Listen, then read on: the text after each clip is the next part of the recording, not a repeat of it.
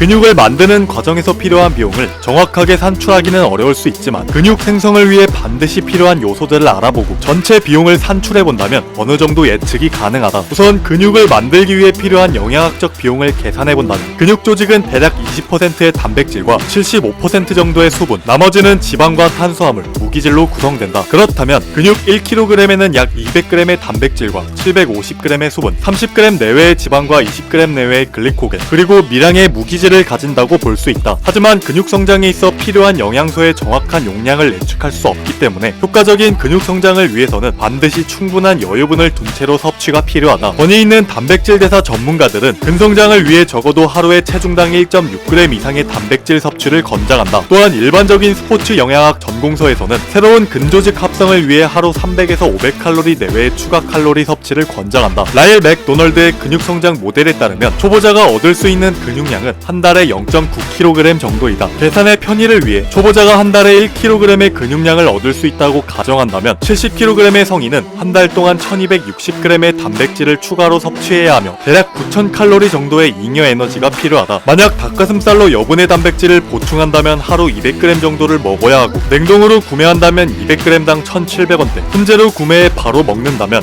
약 2500원 정도가 필요하다. 또한 추가 섭취 칼로리는 하루 300칼로리로 대략 밥 한 공기 열량이며 즉석밥을 기준으로 800원 정도이다. 따라서 1kg의 근육량을 만들기 위해서 필요한 영양학적 비용은 대략 7만원에서 10만원대이다. 여기에 미량 영양소 보충을 위해 종합 비타민을 추가한다면 5천원에서 만원 정도가 추가될 수 있다. 평균적인 헬스장 이용권 가격은 한 달에 7만원 정도이고 장기 회원권을 등록하면 3, 4만원까지 떨어진다. 만약 헬스장 이용권을 한 달에 7만원으로 가정한다면 1kg의 근육량을 얻기 위해 필요한 예측 가능 비용은 14만원에서 17만원 정도로 볼 수 있다. 하지만 근성장 속도는 운동 경력이 올라갈수록 느려지고 라일 맥도날드의 모델에 따르면 운동 후 3년 정도가 되면 1년에 2kg대 근육량을 얻을 수 있으므로 근성장을 위해 필요한 비용은 훨씬 높아지게 된다. 또한 여기에 운동으로 소모되는 칼로리, 운동 후 증가되는 신진대사량과 근육량이 증가하여 늘어나는 유지 칼로리에 필요한 비용 역시 별도로 계산이 필요하다. 비용적으로 본다면 근육을 만든다는 것은 굉장히 부담스럽게 보일 수 있지만 보이지 않는 기회비용을 따져본다면 생각은 달라진다. 인간은 30세를 전후로부터 자연적인 근육량 감소가 나타난다. 그런데 근육량이 적고 지방량이 많은 사람은 사망률이 가장 높아질 뿐더러 기대수명에 비해 건강수명이 낮아진다. 의료비용은 해마다 점점 늘어나는 추세이며 기대수명과 건강수명의 격차가 커질수록 개인이 부담하는 의료비용은 커질 수밖에 없다. 게다가 급격히 떨어지는 삶의 질은 예측조차 어렵다. 따라서 운동을 통해 건강을 유지하고 근육량을 늘리는 것은 보이지 않는 기회비용을 따져볼 때